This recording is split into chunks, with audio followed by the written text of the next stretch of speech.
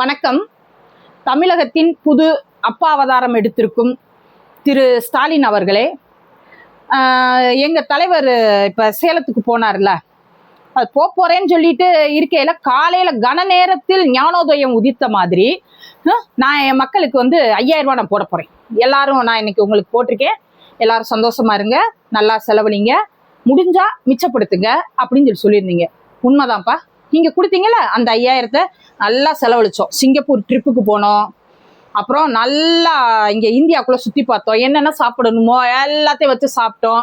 அதுக்கப்புறம் எங்கள் வீட்டுக்கு பக்கத்தில் 3 ஏக்கர் விலை பேசிக்கிட்டு இருக்கோம். மிச்சப்படுத்தி நீங்கள் சொன்னீங்களே மிச்சப்படுத்தி வைங்கன்னு, அந்த மிச்ச காசில் எங்கள் வீட்டுக்கு பக்கத்தில் 3 ஏக்கருக்கு விலை பேசிக்கிட்டு இருக்கோம். சந்தோஷமா இருக்கும். அது எப்படி உங்களுக்கு தோணுச்சுன்னு தெரியல, மனசாட்சியே இல்லாமல். சரி ரைட்டு விடுங்க. என்ன சொன்னீங்க? நான் அட்வான்ஸாக ஏன் போடுறேன் தெரியுமா? யாரோ ஒருத்தர் கேஸ் போட போறாரு, இப்படி இந்த மாதிரி தேர்தல் இது வந்துருச்சுன்னா இந்த மாதிரி 1000 ரூபாயெல்லாம் போடக்கூடாது, அந்த ஸ்கீம் எல்லாம் நிப்பாட்டிடுவாங்க, அதுக்காண்டி என் மக்கள் ஏமாந்துடக்கூடாதுன்றதுக்காண்டி நான் 5000 ரூபா போறேன். சரி, 5000க்கு கணக்கு என்ன சொன்னீங்க? பிப்ரவரிக்கு ஏப்ரலுக்கு, பிப்ரவரி மார்ச் ஏப்ரல் 3 மாசத்துக்கு. அதுக்கப்புறம் மே மாசத்துக்கு அது என்னது கோடை செலவுக்காண்டி ஒரு 2000 5000 போடுறேன்னு சொன்னீங்க. சரிங்கப்பா, ரைட்டு. இந்த 1000 3 மாசத்துக்கு சேர்த்து போட்டிருக்கீங்க. சூப்பர், ரொம்ப சந்தோஷம். நீங்க ஆட்சிக்கு வந்தப்ப அனைத்து மகளிருக்குன்னு சொன்னீங்க. ஆனா அனைத்து மகளிருக்குன்னு சொல்லல, தகுதி உள்ளவங்களுக்கு மட்டும்தான் கொடுப்பேன். நீங்க அந்த தகுதியை நீங்க எங்க கண்டுபிடிச்சீங்கன்னு தெரியல.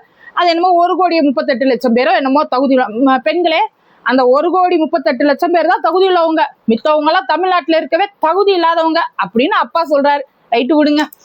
அந்த 1,38,00,000 பேர், அது தொடங்கையில 25 லட்சம் தான். அவங்களுக்கு 28 மாசம் நீங்க கொடுக்கலாம். 28 மாசத்துக்கு 1000 ரூபா மேனி கணக்கு பண்ணீங்கன்னா 28,000. அதுக்கப்புறம் பொங்கல் காசு இருக்குல்ல, இப்ப இந்த தடவை 3000 கொடுத்தீங்களா, கூடால 2 வருஷம் கொடுக்கலாம்.